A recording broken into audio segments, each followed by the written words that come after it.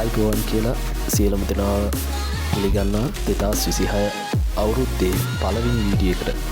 ඉතින් වීඩියෝ එකට යන්න කලින් හැම දිනාටම සුබ අලුත් අවුරුද්දක් වේවා කියලා කියනවා. ඒ වගේම අද අපි මේ ඇවිල්ලා ඉන්නේ දිලන්ත බත්‍රජි සර්ගේ හැපි නිව් ඉයර් පෝස්ට් එකක් හදලා ඉල්ලුවා.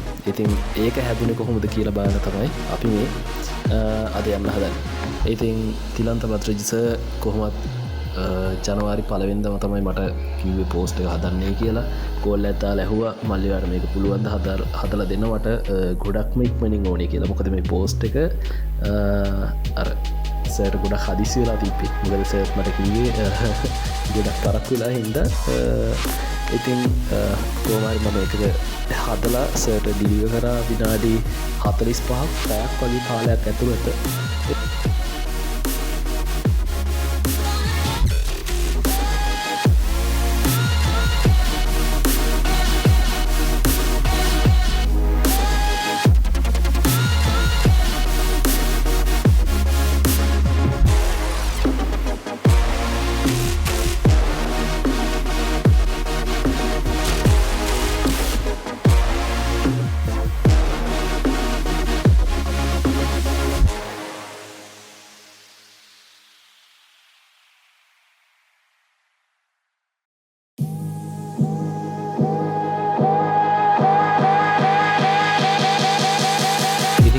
පෝස්ට් එක හදන්න මම කලින් සර්ගේ පෝස්ට් එකක් හදපු තිබ්බ පෝස්ට් එකකින් සර්ගේ නම එතනින් ගියාට පස්සේ සර්ගේ පින්තූර ඒ දේවල් ඔක්කොම ගන්න පුළුවන් වුණා. ඒකින් ගොඩක් වැඩි ලේසි වුණා.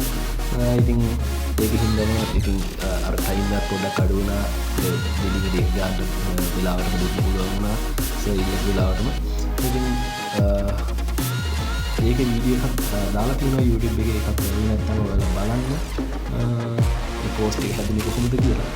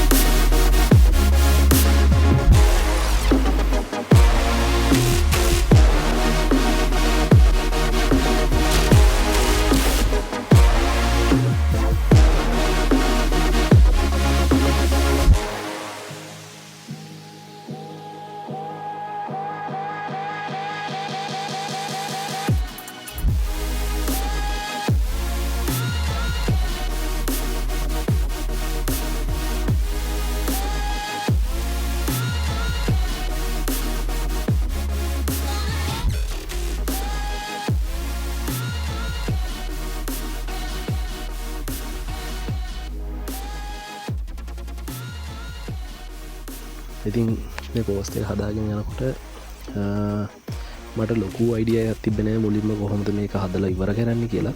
ඉතින් මම මුලින්ම හිතාගත්තා මුලින්ම ටෙක්ස්ට් ටික ලයින් කරගෙන හරියට මට එන්න ඕන විදිහට මම ටෙක්ස්ට් ටික දාගන්නවා. ඊට පස්සේ ඉතුරු බෑග්ග්‍රවුන්ඩ් එකට දාන්න ඕන දේවල්, ඊට පස්සේ කලර්ස් ඒ දේවල් ගැන බලනවායි කියලා. ඉතින් ඕගොල්ලොන්ට දෙයක් කියන්න ඕනේ. ඕගොල්ලෝ මොනවා හරි මුලින් දෙයක් කරන්න පටන් ගන්නවා නම් ඒ දේ ගැන ඩිසයින් එකක් ඒවා එහෙම නැත්නම් ඕගොල්ලොන්ගේ වෙන මොකක් හරි බිස්නස් එක වැඩක් හරි එහෙම නැත්නම් ඉස්කෝලේ වැඩක් හරි කරන දේ ගැන හරියටම අයිඩියා එකක් නැත්නම් හොයන්න මුලින්ම. අපිට තියෙනවා AI තියෙනවා, Google තියෙනවා, අපිට ඕන එක සර්ච් කරලා හොයලා බලන්න පුළුවන්, YouTube තියෙනවා. ඉතින් මේ දේවල් වල හොයලා බලන්න. ඕගොල්ලොන්ටත් ක්‍රියේටිවිටි එක වැඩි කරගන්න ඕන්න මම එක ටිප්පක් කියන්න. ඔගොල්ලොන්ගේ ක්‍රියේටිවිටි එක වැඩි කරගන්න ඕගොල්ලොන්ට පුළුවන් තරම් ඩිසයින් හදන්න නෙමේ ඕනේ. ඉතින් ඔයා හිතන්න මම කරි ෆේස්බුක් එක පෝස්ටර් දකිනවා. අන්නේගේ පෝස්ටයක් දැක්කට පස්සේ ඒක දිහටිකක් නැවතිලා බලන් ඉන්න සංසුන් වෙලා හරිද ඒක දිහා බලන් ඉන්න ගමන් හිතන්න කොහොමද මේක හදලා තින්නේ හරි උදාහරණයක් විදියට ෆොටෝ එක තියෙනවා මේජක් මෙන්න මේ දාලා තියෙනවා කලර්ස් පාවිච්චි කරලා තියෙන දේවල් බලන්න ටෙක්ස්ට් එක මොන වගේ ටෙක්ස්ට් එකක්ද දීලා තියෙන්නේ ෆොන්ට් ෆැමිලි එක මොකද්ද අන්න ඒ වගේ දේවල් පොඩ්ඩක් බලන්න ඊට පස්සේ අහැට කලර්ස් එක කලර්ස් ඒ කියන්නේ දැන් මැච්චන කලස් තියෙනවා අන්න ඒ වගේ දේවල් පොඩ්ඩක් බලන්න පෝස්ට් එක පාවිච්චි කරලා තියෙනවා ඒ වගේ හොඳට අධ්‍යයනය කරද්දී මාසයක් දෙකක් වගේ කාලයක් හොඳට අධ්‍යයනය කරද්දී මම හිතනවා ක්‍රියේටිවිටි කියන එක ඉබේම හැදෙනවා ඔයගොල්ලෝ පොඩ්ඩක් ඒක try කරලා බලන්න